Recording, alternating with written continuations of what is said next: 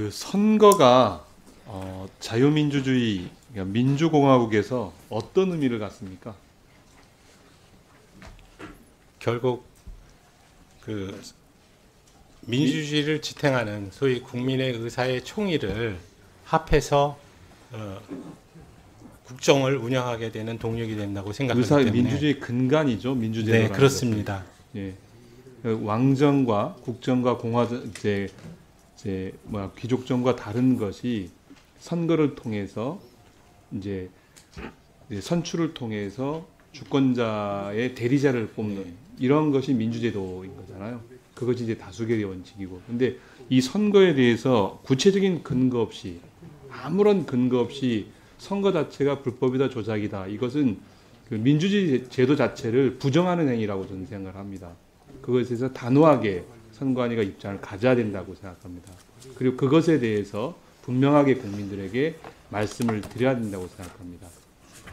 물론 선거 과정에서, 작은 선거 과정에서 부정들이 일어날 수 있습니다. 그럼 구체적인 사안에 대해서는 그 사실을 바탕으로 해서 조사하고 부정선거할 수 없게끔 처벌해야 되죠. 근데 막연하게 선거가 조작되었고 부정되었다라고 얘기하는 것은 국민들의 국가에 대한 신뢰도를 떨어뜨리게 됩니다. 그것은 결국 국익을 해치는 행위죠. 그것에 대해서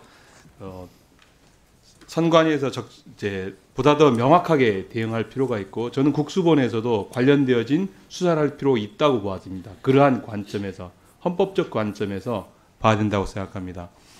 앞서 질의에서 대통령실에 대한 그 수사 촉구를 제가 드렸는데요. 대통령실과 경호처에서는 이제 형사소송법상 군사적 비밀 그리고 공무상 비밀에 관한 조항을 근거로 수사 협조하고 있지 않죠. 그런데 형사소송법 제 110조에 보면 국가의 중대한 이익을 해하는 경우를 제외하고는 라고 되어 있습니다.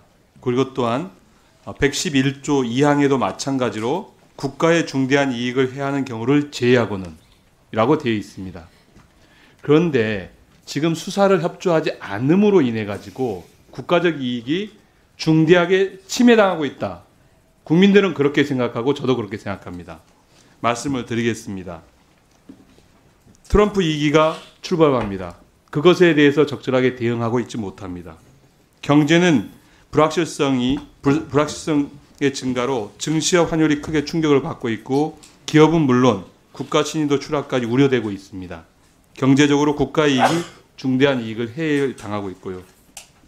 민생에 있어서도 내란 사태 이후에 전국 모든 시도의 신용카드 이용 금액이 26.3%나 감소했다고 합니다.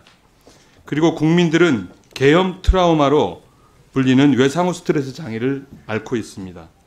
사회는 쑥대밭이 된 의료 현장, 연금 개혁, 국가 전력망 구축, AI 산업 등 국가 관련되어진 산업들이 올수대된 상황입니다. 그들이 조사를 받지 않음으로 인해서 피의자를 보호하고 그곳에 보호함으로 인해 가지고 국가적 이익이 중대하게 침해받고 있다고 생각합니다. 그래서 중수본에서는 형사소송법 110조와 111조의 근거에서 대통령실과 경호처를 수사할 것을 요구합니다.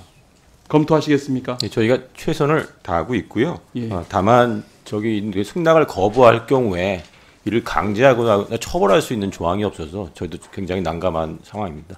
형사소송법 110조와 111조를 위반하고 있잖아요. 국가의 중대한 이익을 해를 하고 있습니다.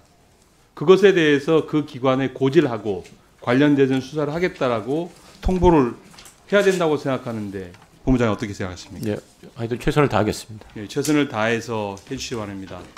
그래서 지금 국가의 이익이 어떻게 될는지 모르겠습니다. 지금 이 상태로 계속 버티고, 최소한의 염치는 있고 양심이 있어야 될 거 아닙니까? 대통령 자리 해먹었으면 국민들이 왜 분노하겠습니까? 이상 질의 마치겠습니다. 잡범 수준도 안 돼요.